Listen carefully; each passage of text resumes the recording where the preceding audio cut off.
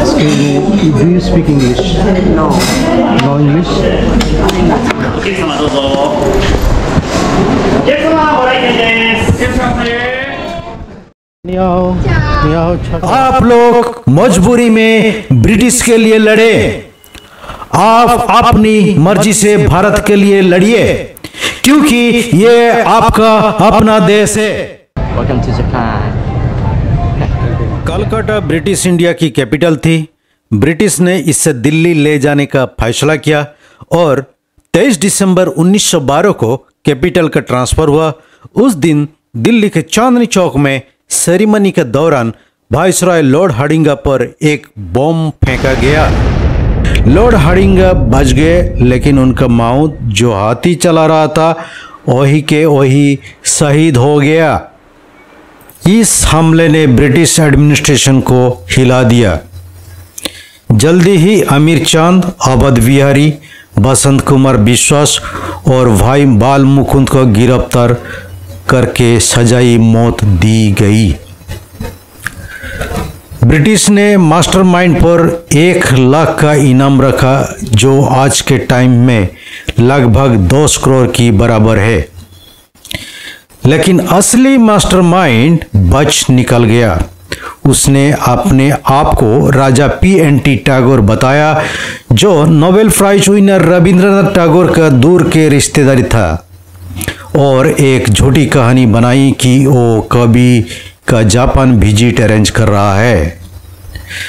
कलकत्ता से जापानी शिप पर चढ़कर वो शंघाई के रास्ते कोबे जापान पहुंचा, एक ऐसी जगह जो ब्रिटिश के पहुंचने से दूर थी। जापान में ब्रिटिश एक्सट्राडिशन से बचने के लिए रासबिहारी बोस ने अपना एड्रेस 17 बार बदला। वर्ल्ड वॉर 1 में जापान ब्रिटेन का अलाय होने के बावजूद उसे पान एशियन सपोर्टर का सहारा मिला, खासकर टोक्यो के नाकामुरिया बेकरी के मालिक शोमा फैमिली का। वहीं उन्होंने इंडियन करी इंट्रोड्यूस की, शोमा फैमिली का बेटी तोशिको से शादी की और 1923 में जापानी सिटीजन बन गए, अपनी आज़ादी की लड़ाई जारी रखते हुए। 1942 में वर्ल्ड वॉर 2 के दौरान जापान ने ब्रिटिश सेना में सेवा कर रहे हजारों भारतीय सैनिकों को पकड़ लिया। रासबिहारी बोस ने जापानी सरकार को मनाया कि उन्हें छोड़ दिया जाए और उन्हें इंडियन नेशनल आर्मी, जो कि हिंदी में आज़ाद हिंद फौज में शामिल किया, उन्हें बंदी से देशभक्त बना दिया। इस इंस्पायरिंग पैट्रियोटिक कहानी से मैं इतना प्रभावित हुआ कि मैंने टोक्यो जापान उड़ान भरने का फैसला किया। तो चलिए टोक्यो चलते हैं और इस शानदार कहानी के और पहलू जानते हैं।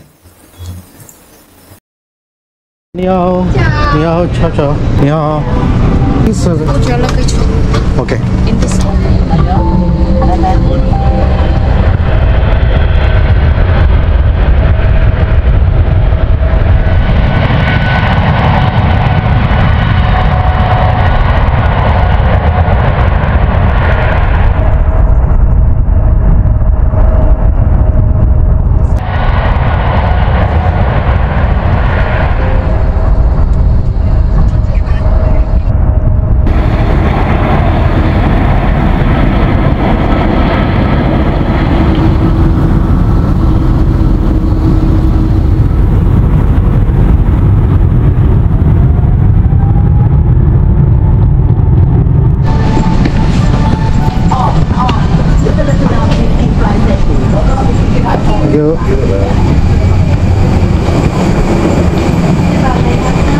Welcome to Tokyo.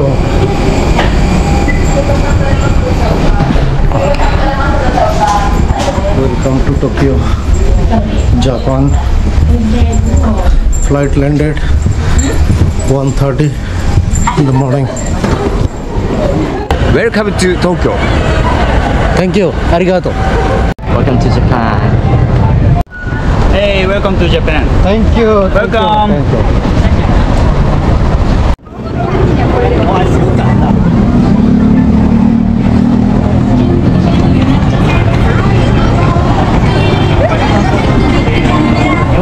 मैं अभी टोक्यो जापान में पहुंचा हूं। ये पहली बार टोक्यो में आया हूं। यहाँ मेरा हर कदम चैलेंजिंग, एक्साइटिंग और एडवेंचर अनुभव है। मेरा पहली मंजिल है शिंजुकू, जो इसी टोक्यो शहर में एक बड़ा कमर्शियल एरिया है। टोक्यो में घूमना आसान नहीं है। बहुत कम लोग इंग्लिश बोलते हैं और मैं जापानीज नहीं जानता हूँ। जब भी मुझे कोई इंग्लिश बोलने वाले मिलते हैं तो मैं खुद को बहुत खुश नसीब समझता हूँ। फिर भी मैं अपनी मंजिल तक पहुँचने के लिए कसम खाया हूँ। आज मेरा लक्ष्य है नाकामुरिया ढूंढना। मुझे नाकामुरिया पे जाना है। नाकामुरिया एक कमर्शियल बिल्डिंग है शिंजुकू एरिया में, और उसी का बेसमेंट में मन्ना रेस्टोरेंट है। अब मैंने नाकामुरिया पहुंच गया हूं। मुझे विश्वास नहीं हो रहा है कि मैं यहाँ हूँ। सब कुछ मुझे सपना जैसा लग रहा है। Excuse me. Where this one?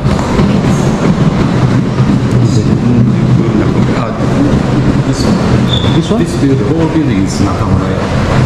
Oh, I think this is the restaurant name. Yeah, the restaurant is either on the floor or Okay. You see this one? yeah. This one, Manna. Yes. Okay. Thank you, sir. Have a nice day.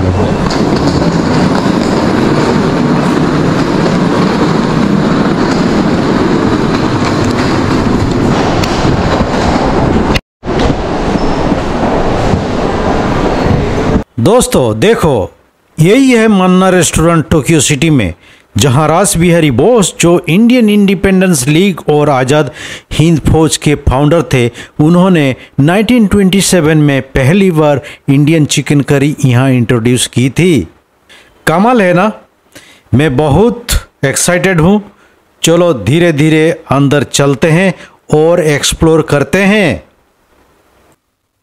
मैं धीरे धीरे चल रहा हूँ। एक एक कदम नीचे उतरता हूँ, बीच बीच में रुकता हूँ और चारों तरफ एक्साइटेड होकर देख रहा हूँ।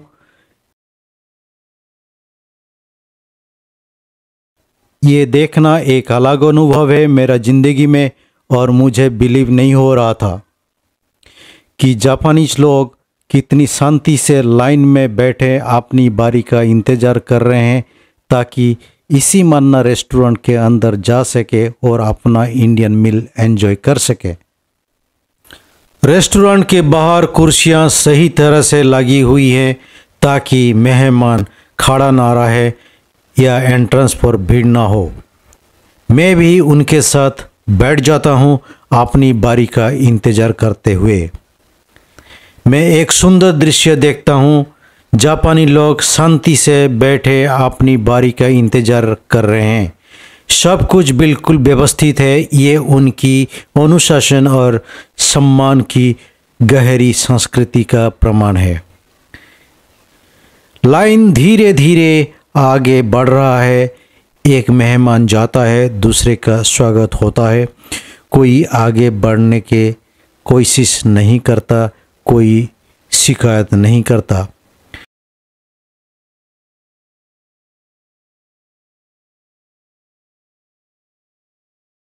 गर्मी तेज है।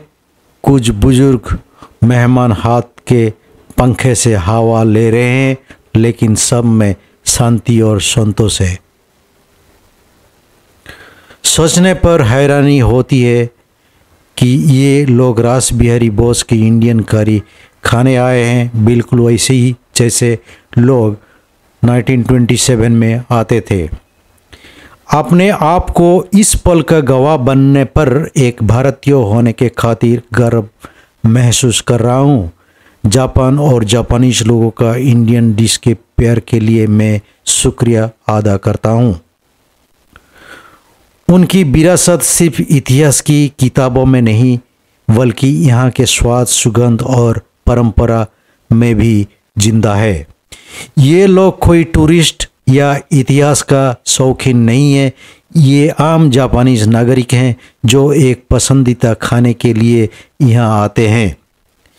लगभग 100 साल बीत चुके हैं जब रास बिहारी बोस ये डिश जापान को दिया था, लेकिन उनकी कहानी आज भी आपके सामने जीवित है। इसी ऐतिहासिक रेस्टोरेंट के बाहर बैठे हुए मुझे एहसास होता है कि मैं सिर्फ एक भोजन का इंतज़ार नहीं कर रहा, मैं एक विरासत का हिस्से बनने का इंतज़ार कर रहा हूँ। ये वही जगह है जहाँ रास बिहारी बोस अपने देश से दूर एक नई पहचान, सुरक्षा और एक अमर विरासत छोड़ गए थे जो आज भी दिलों को छूती है। ये जगह टोक्यो सिटी का शिंजुकु एरिया में है और इस कमर्शियल बिल्डिंग का नाम है नाकामुराया। इसके बेसमेंट में ये मन्ना रेस्टोरेंट जहां आप मुझे देख रहे हैं, पहले ये बेकरी थी जो जापानी सोमा परिवार की थी, जिन्होंने रास बिहारी बोस को ब्रिटिश जासूसी से बचाने के लिए शरण दी यहीं पे। お客様どうぞ。お客様ご来店です。どうぞこちらでございます。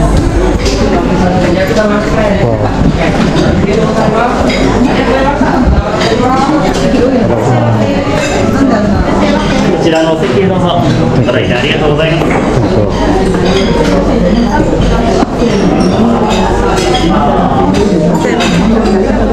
Excuse me, do you speak English? No, No English? English.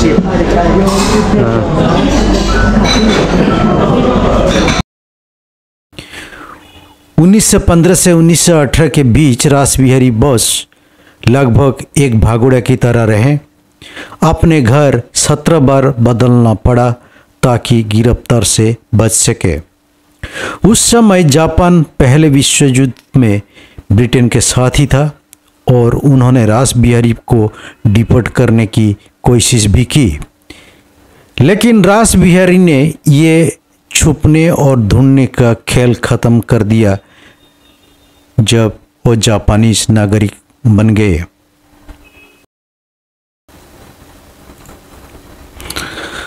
(1918) में उन्होंने तोशिको सोमा से शादी की जो आइजो और कोत्सुको सोमा के बेटी थी। ये वही परिवार था जो उनके स्वतंत्रता के प्रयासों में संवेदनशील था। इस दंपति के 2 बच्चे हुए, एक बेटा मासाहिद और एक बेटी टेत्सुको। और यही वही जगह है जहां 1927 में रास बिहारी बोस ने पहली बार अपना मशहूर इंडियन करी शुरू किया, जो आज भी जापान में बहुत पसंद किया जाता है और भारत जापान दोस्ती का एक प्रतीक है। जापान न्यूज़पेपर ने एक समय मन्ना रेस्टोरेंट की इंडो करी को प्यार और क्रांति का स्वाद कहा था, एक ऐसे लाइन जिसने इस रेस्टोरेंट को बेहद मशहूर बना दिया और टोक्यो में बेस्ट इंडियन फूड के लिए एक मस्ट विजिट जगह बना दिया।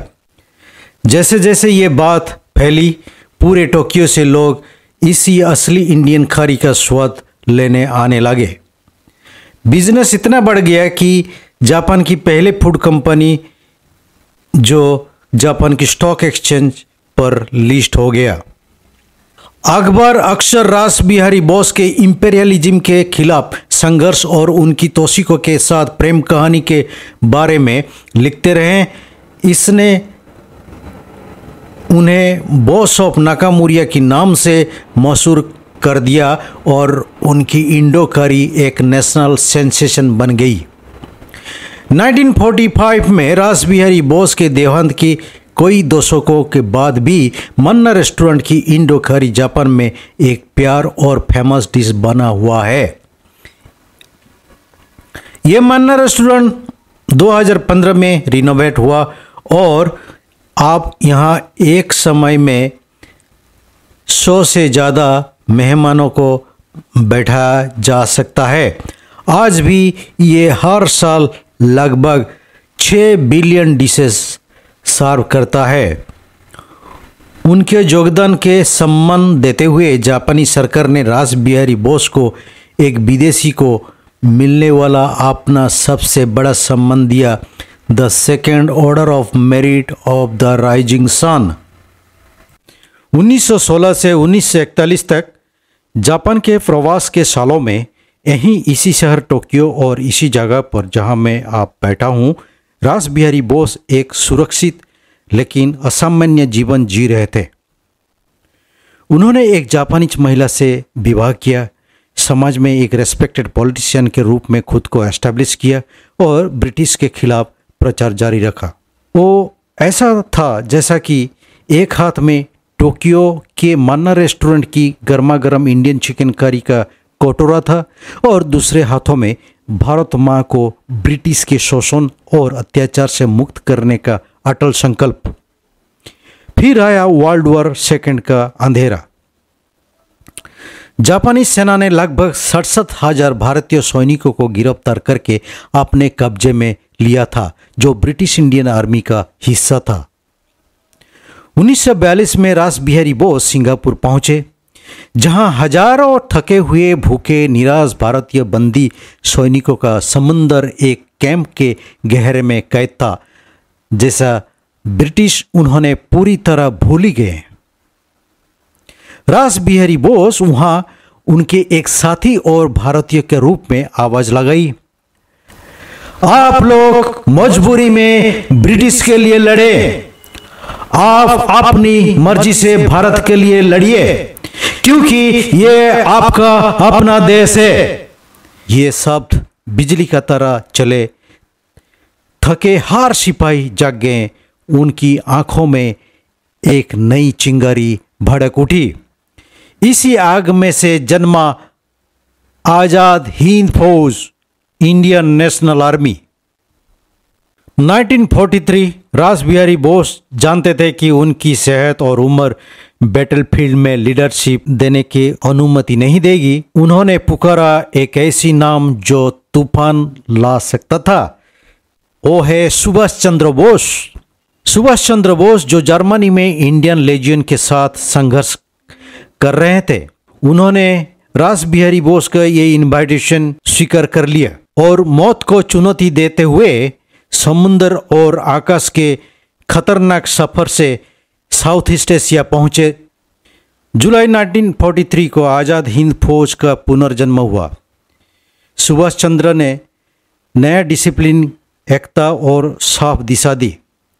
सिंगापुर में 21 अक्टूबर 1943 को provisional government of free India यानी आज़ाद हिंद सरकार का जन्म हुआ। सुभाष चंद्र बोस जो head of state, prime minister और वार मिनिस्टर थे, उन्होंने ब्रिटेन और अमेरिका के खिलाफ युद्ध की घोषणा की। Axis powers Japan, Germany, Italy ने इसी सरकार को मान्यता दी। अंडमान और निकोबार आइलैंड पर अपना झंडा गाड़ा गया। एकजुट, संगठित और दृढ़ सेना के साथ भारत की आज़ादी का संघर्ष ऐसी रफ्तार से आगे बढ़ा जो इतिहास में हमेशा के लिए लिख दिया गया। आज हम लोग दुनिया को दिखलाने चाहते हैं कि अब हिंदुस्तान दिल से, हृदय से स्वराज्य चाहता है और स्वराज्य के लिए तैयार हो गया।